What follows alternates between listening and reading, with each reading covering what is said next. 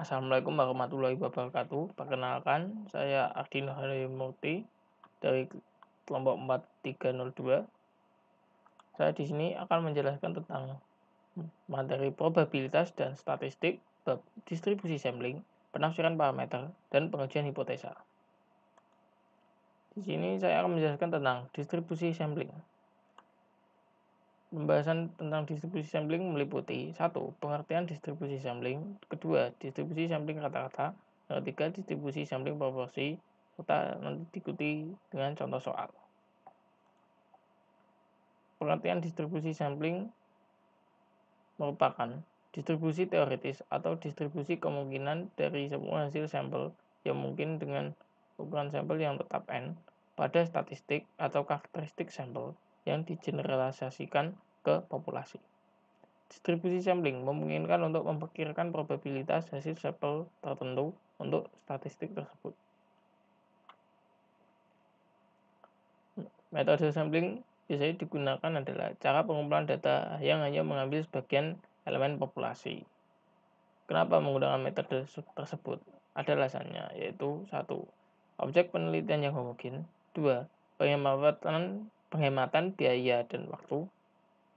Yang ketiga, masalah ketelitian, 4. Ukuran populasi, 5. Faktor ekonomis.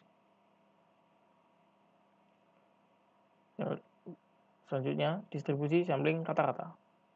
Distribusi sampling rata-rata adalah distribusi dari rata-rata yang diperoleh dari semua sampel yang mungkin dari suatu populasi di mana ukuran sampelnya tersebut sangat besar. Dalam prakteknya, distribusi sampling rata-rata berlaku hal-hal sebagai berikut. Jika probabilitas kurang dari 5% atau populasinya tidak terbatas, maka digunakan rata-rata sama dengan mu. Mu X bar sama dengan mu. Standar deviasi sama dengan tau per akar N. Untuk nilai baku adalah X bar min rata-rata per standar deviasi. Sedangkan jika probabilitas lebih dari 5% atau populasinya terbatas, maka digunakan rata-rata X bar sama dengan mu, standar deviasinya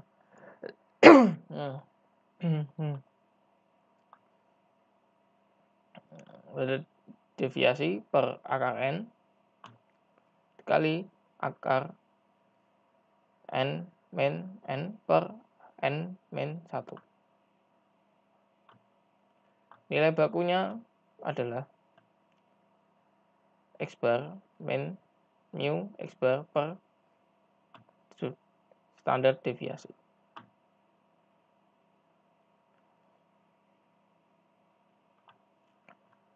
Selanjutnya, distribusi sampling selisih rata-rata.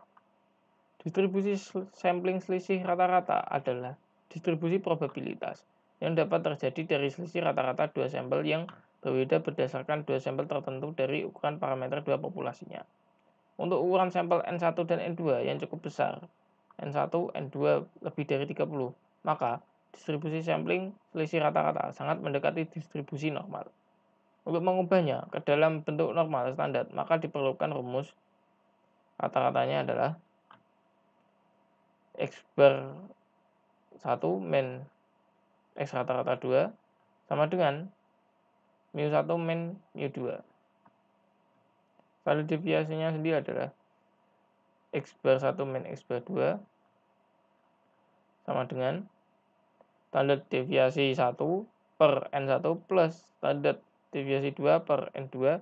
Hasilnya nanti akan diakarkan.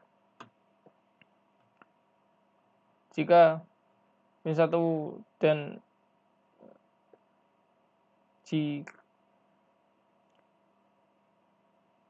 jika standar deviasi 1 dan deviasi 2 tidak diketahui, digunakan standar deviasi sampel. Nilai baku.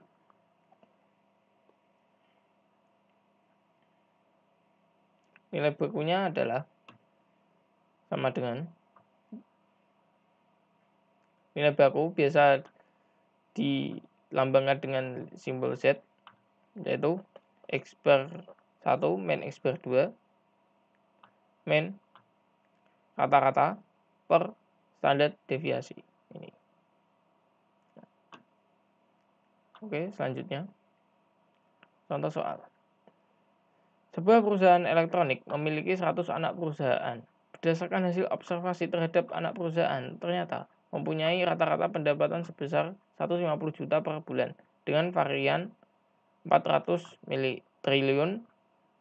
Jika diambil sampel random sebanyak 9 anak perusahaan, berapa probabilitas pendapatan per bulan anak perusahaan maksimal 168 juta? Oke.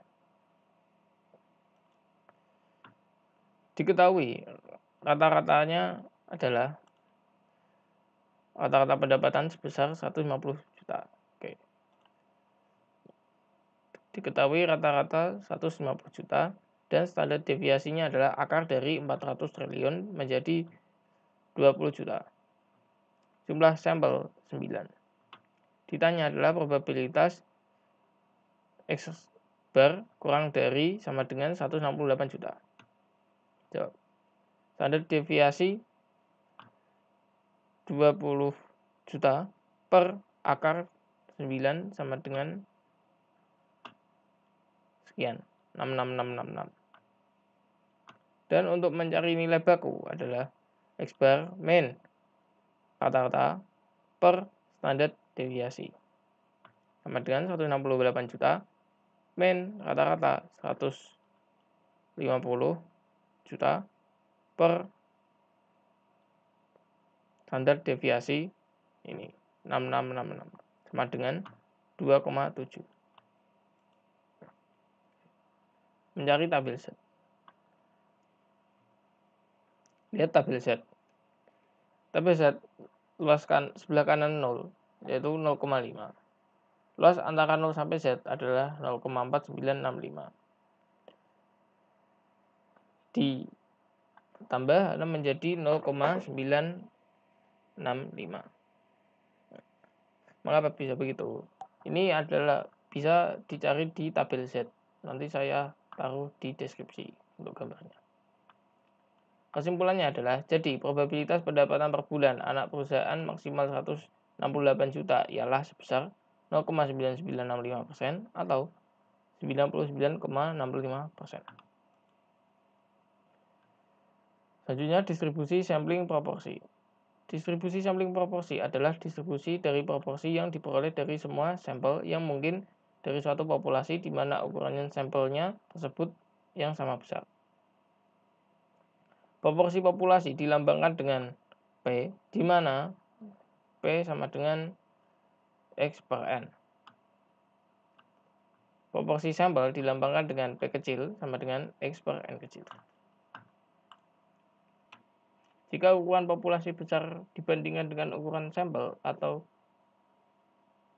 N kecil min N besar kurang dari 5% atau probabilitas kurang dari 5%, maka mu P sama dengan P besar, top P kecil sama dengan akar dari P dalam kurung 1 min P per N kecil.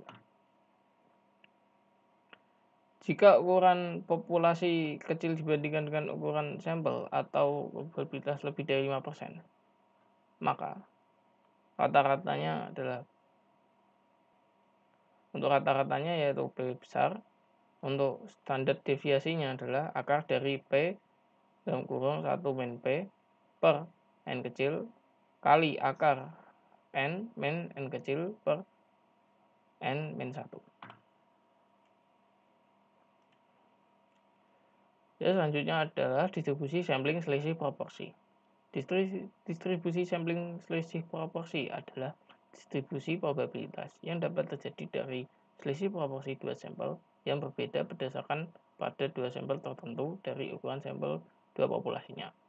Adapun rumus distribusi sampling selisih proporsi dinyatakan dalam kata-katanya adalah mu X 1 per N1 per min X2 per N2 sama dengan P1 min P2.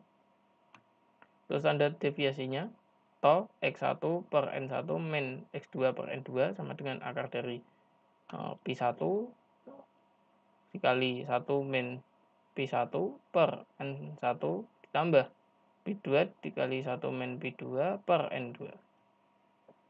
Nilai bakunya sendiri atau bisa dilambangkan Z. X1 min N1 min N2 per N2 dikurangi hasil rata-rata per hasil standar deviasi.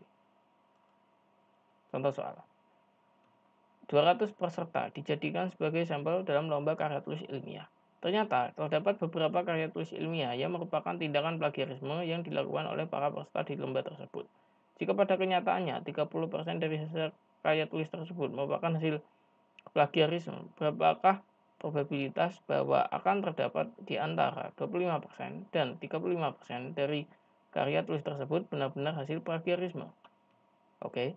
Diketahui bahwa jumlah sampel sebesar 200 dan rata-rata plagiarisme adalah 30%. Bisa disederhanakan 0,30. Dinyatakan P probabilitas lebih dari 25% dan kurang dari 35%. Tanya. Oke, pembahasannya. Mu X per N sama dengan Pi dan Pi menghasilkan 0,30 atau rata-ratanya. Standar deviasinya akar dari Pi kali 1 min Pi per N sama dengan akar dari 0,30 kali 0,70 per 200 sama dengan 0,0324 0370349203993. Oke. Kita mencari nilai baku 1 yaitu Z1.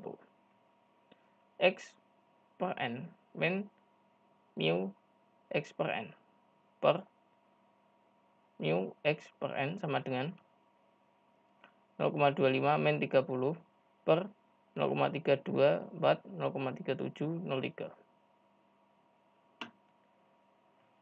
Dan nilai baku yang kedua adalah hasil dari 0,35 min 0,30 per 0,0324 03703 sama dengan yang ini adalah min 1,54 03